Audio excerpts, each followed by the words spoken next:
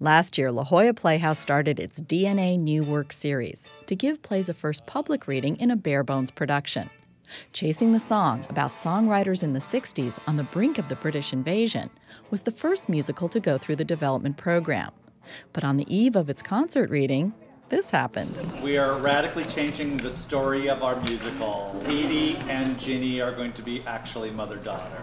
Chris and I looked at each other and said, can we do this? And we're like, you know what? We're here. This is what it's for. Let's do it. So I was literally giving them pages every hour, and sometimes the pages would make this last half of the play not make sense, what they were going to read in the first act now. And it really worked, and we actually saw what the relationship was at the center of the play. Now we have a page to stage, and this process isn't a production. It's almost a production, but we get to keep changing it now. So we've begun to really stage it. There's sets and costumes and lights and a sound system now. We'll hit all of the big numbers. There's a few little reprises and things that we don't have yet that we'll skip, but we'll do all the big stuff. So essentially, it's a working lab for a full production of a musical, meaning we get to put a full musical on every night, and then the next day we get to go in and tinker with it, and we get to sharpen lines, and we can throw out a song and add a new song. It's a play about change. It's about a moment of when the culture was changing absolutely in the early 60s. But also the page-to-stage process is all about change, and it's about new pages and about the process of making a play. And I really designed the staging around 4 pianos, which was already, you could sort of see the roots of already in the DNA staging. But I really wanted the staging to be about how you invent music. David Bryan says the play was designed to answer questions about how someone writes a song, but told through the story of a mother and her estranged daughter. Edie is our lead character. The story is the first woman publisher in the Brill Building in 1963 to 64 is the story. And this estranged daughter walks to the door and says, I'm a songwriter. Jenny, this is a surprise. What are you doing? I heard you're auditioning songs today. I have a song. Since when do you want my help? Are you auditioning today or not? Honey, I'd love to talk. Let's have lunch. This isn't a social call. I just want to audition my song. It's good. All right. Let me hear some magic. 1, 2. Our show Memphis was take place in the 50s, and we thought, well, what's the next important phase of rock and roll? And we sort of went to the early 60s.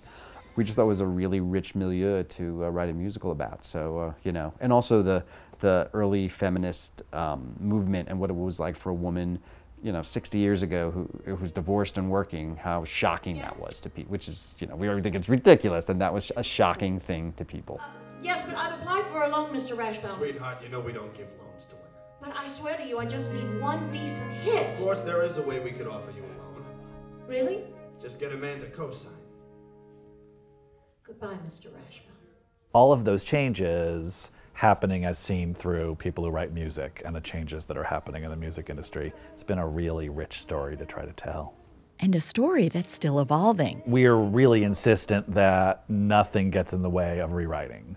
Nothing gets in the way of discovering a new idea, and we will always follow a good idea and never be hindered by the fact that we've already got a staging.